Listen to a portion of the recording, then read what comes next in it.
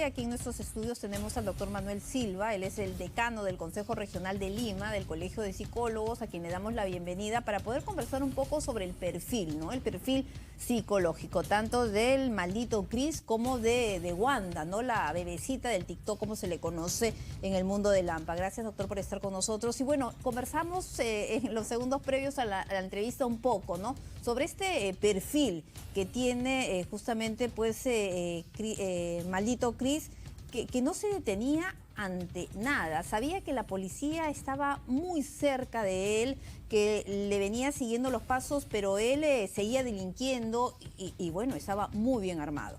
Claro, con normalidad actuaba, con cierta normalidad para él, ¿no? O sea, es como si no pasara nada, la verdad que no mide los riesgos, no tiene temor a lo que pueda pasar, ya que carece él de valores morales, de empatía, ¿no? Entonces eso le permite esa facilidad, ¿no? Cualquier persona estaría atemorizada, ¿no? Cualquier persona normal, pero él como carece de este sentido moral, como que no importa, ¿no?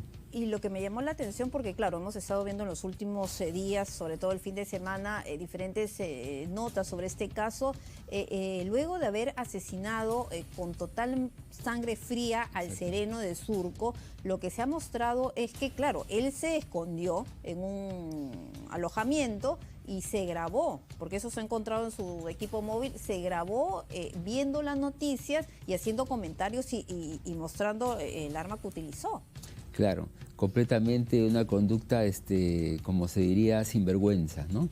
O sea, a pesar de lo que pasa, lo hace, lo exhibe, por lo que él no tiene un control sobre eso, ¿no? O sea, simplemente no importa, se murió, no importa, porque mata a sangre fría, como mencionaste, ¿no? No le importa el sufrimiento de la persona, no le importa las consecuencias que puedan haber, ¿no? Sigue para adelante. ¿Y qué pasa en el ser humano que no mide ese tipo de consecuencias, no tiene ningún tipo de sentimiento y por el contrario, ese tipo de acciones se pareciera alimentar su propio perfil enfermo, perverso? Claro, ahí hay dos vertientes, lo que vendría a ser, o mejor dicho, dos diferencias, son conductas antisociales de la personalidad, ¿no? Y podríamos estar hablando de la psicopatía como la sociopatía, ¿no? En el primer caso, ellos nacen, ya vienen sus genes.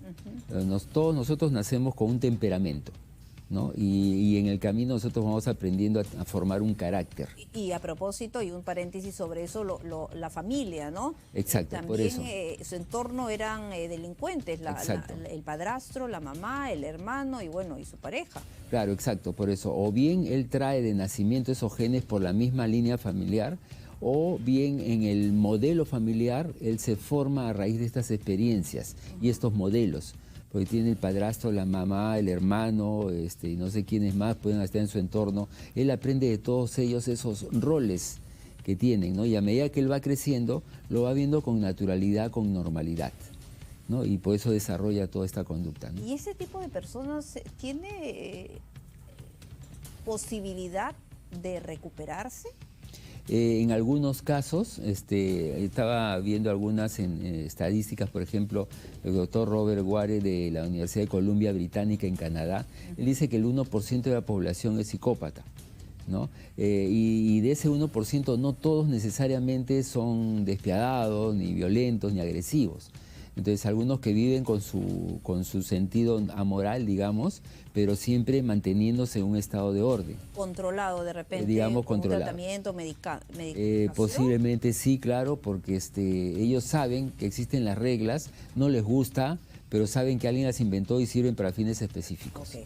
¿No? Respetan dentro de alguna manera se encausan, claro. Y esto pero en este caso, como el maldito Chris, con todo lo que hemos visto, porque dicen incluso que el poseer armas de fuego, pertenecer a fuerzas paramilitares, solo estimulaban su sombrío accionar.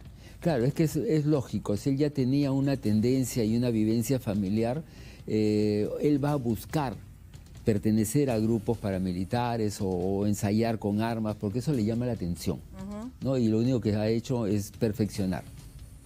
Claro, ¿no? Y el tema de las redes sociales, ¿qué tanto, entre comillas, abonan a todo este tipo de personalidad? A ver, en ese caso hay una conducta más narcisista. Ellos esperan ser reconocidos socialmente. Sabemos bien que los dispositivos electrónicos hoy en día que vienen dotados de cámara y posibilidades ahora con redes sociales, lo único que hacen es favorecer el campo del narcisismo, entre otras cosas. Todo, ¿no? Porque todo se puede magnificar. Hace unos años teníamos el caso de esta señorita, la gata le decían creo, que mató a un dueño de restaurante y se grababa en videos, ¿no? Y ella contenta, mostrando sus armas y hasta imágenes privadas, ¿no? Porque es el narcisismo, el querer exponerse, yo puedo hacerlo, yo quiero hacerlo, tengo con qué hacerlo. Y ese mismo narcisismo se estaría viendo en la figura de Wanda, de la bebecita de TikTok, de su joven pareja. Sí, en el caso femenino tú sabes que hay una disposición a ser atractiva, ¿no? Entonces el TikTok ahora le da la posibilidad a todas las señoritas y también los caballeros, claro, a pesar de los filtros, a todo, incluso a los caballeros, de poder mostrarse y exhibirse. Hay que tener cierto narcisismo para poder exhibirse, ¿no? Solo que algunos lo exageran, ¿no? Entonces, en el caso de los delincuentes, justamente porque en el caso de Wanda, lo que se ha conocido de ella justamente es a través de sus redes sociales, esas imágenes donde se muestra o donde se mostraba junto al maldito Chris, y lo que dice la policía es que jugaba un rol fundamental, ¿no? Porque ella prácticamente era el cerebro, ¿no? Y manejaba toda la logística de Chris y de sus compinches, de los otros asesinos. Claro, al parecer ella era la que ponía la tranquilidad para planificar. ¿No? De repente Chris era un poco más impulsivo, ¿no? De repente, entonces ella es la que planificaba todo, al ser la única mujer, de repente su papel era pensar por los demás, planificar por los demás y buscar los recursos necesarios para alimentarles los recursos que ellos tengan para atacar, ¿no? Y en ese sentido, ¿cuál es la diferencia entre un hombre y una mujer? ¿Quién puede llegar a ser más sanguinario? ¿Tiene algo que ver eso? Yo creo que sí, la mujer tiene un carácter más decidido por cuanto en la maternidad la pone en una perspectiva de defensa de su prole, ¿no? De sus críos, ¿no? De sus hijos. Entonces se ha sabido, incluso en época del terrorismo, lo ha repetido hace poco un general, de que la persona que daba el tiro de gracia a sus víctimas era mujer, en la mayoría de los casos de asesinatos de Sendero. Entonces era la decidida, la que venía con más firmeza a terminar con la víctima, ¿no? Entonces sí, al respecto hay una tendencia más fuerte en la mujer. O sea, así como es más decidida y fuerte para cuidar a sus hijos, también es fuerte y decidida en lo contrario, si es que padeciera de esta situación, de este trastorno, ¿no? ¿Y hasta qué punto el hecho de estar permanentemente con el maldito Chris, con su entorno, la hace más sanguinaria? Puede ser porque al ser la única mujer se exhibe con más poder ante sus súbditos, sus subalternos, ¿no?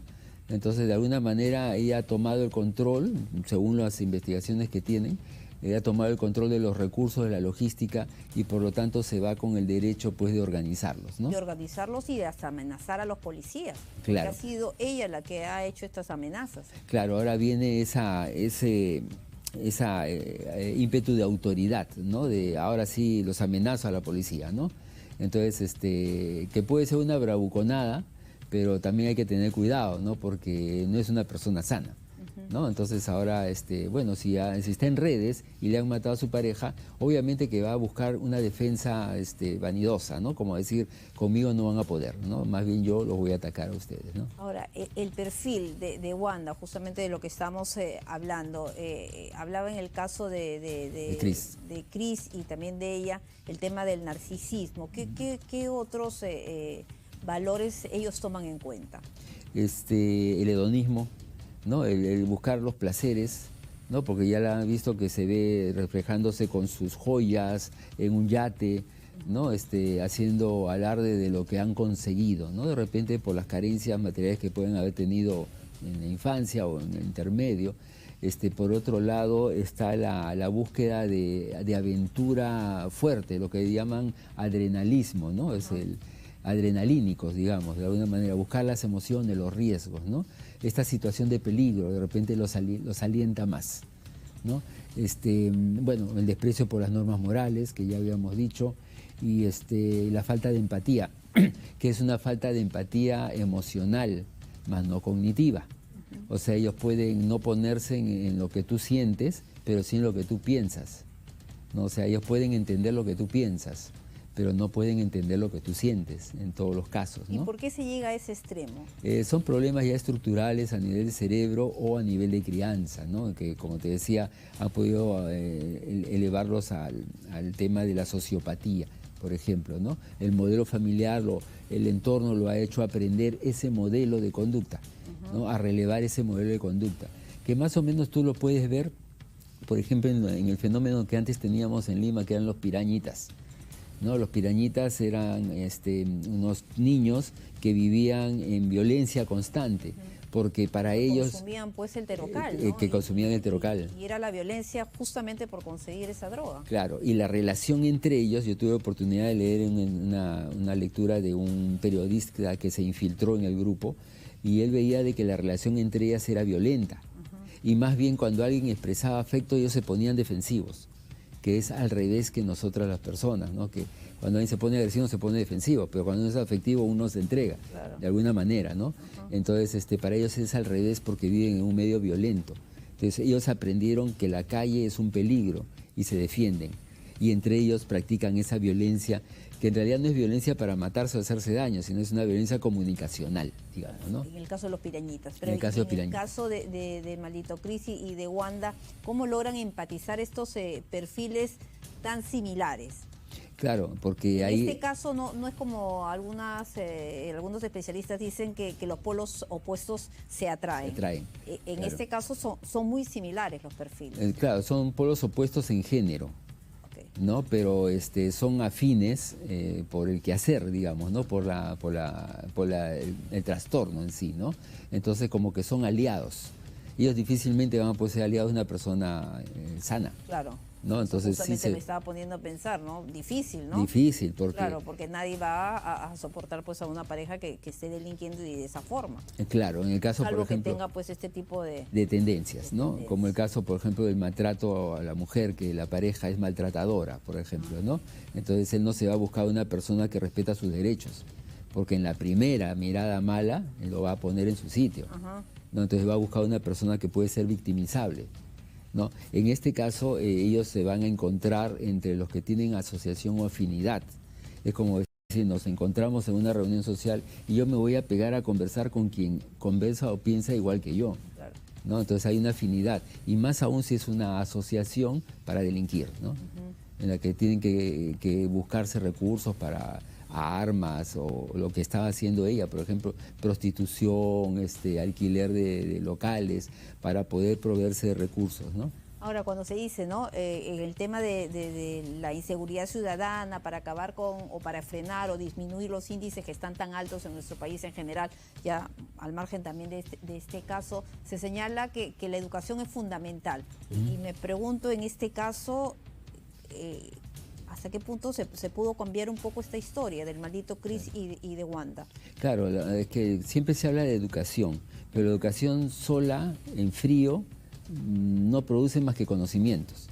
Tiene que haber educación afectiva, tanto con la familia como en el entorno escolar, ¿no? Que ellos vean de que sí hay posibilidad de sentir afecto, hay necesidad de sentir empatía para ver qué le pasa al otro, ponte en su lugar, qué te gustaría a ti o qué te pasaría a ti, ¿no? O sea, una educación que los lleve a la parte afectiva, más que al conocimiento, porque ellos tienen conocimiento de las reglas, solo que no les interesa, ¿no? Y por otro lado, entender que el sistema de la moral termina de construirse a los 25 años según algunos informes neurológicos, ¿no? Entonces, y eso se encuentra en la parte prefrontal del cerebro. Entonces, este módulo de la moral todavía no termina de construirse, entonces los chicos como que saben reglas, pero todavía pueden obviarlas, ¿no? Entonces, en la escuela, con una educación emocional de repente más afectiva, instrucción más afectiva, ellos pueden ir enganchando y recuperando lo que en casa no tienen, en algunos casos, ¿no? Porque muchos niños, yo he trabajado en alguna zona de Huaycán, por ejemplo, donde muchos niños en casa tienen problemas disfuncionales, el papá en la cárcel, mamá prostituta, de repente se crían con un abuelo que ya no tiene fuerza para guiarlos, entonces ellos se encuentran con la calle, malos amigos, vendedores de drogas, entonces no tienen un parámetro. llegan al colegio y viene una disciplina muy rígida, ¿no? Entonces ellos están rebotando en posiciones que no los alimentan afectivamente, ¿no? No maduran emocionalmente, en otras palabras, ¿no? Y son fáciles de captar también. Exacto. En el mundo del AMPA. Y van a caer en... Claro, no solamente el tema de las drogas, sino en general el mundo del AMPA. Claro, hay más probabilidades, ¿no? Claro. Perfecto. Muy interesante, señor Silva. Gracias por haber estado con nosotros aquí en el programa. Hemos conversado con Manuel Silva, decano del Consejo Regional de Lima del Colegio de Psicólogos. Muchas gracias a ustedes.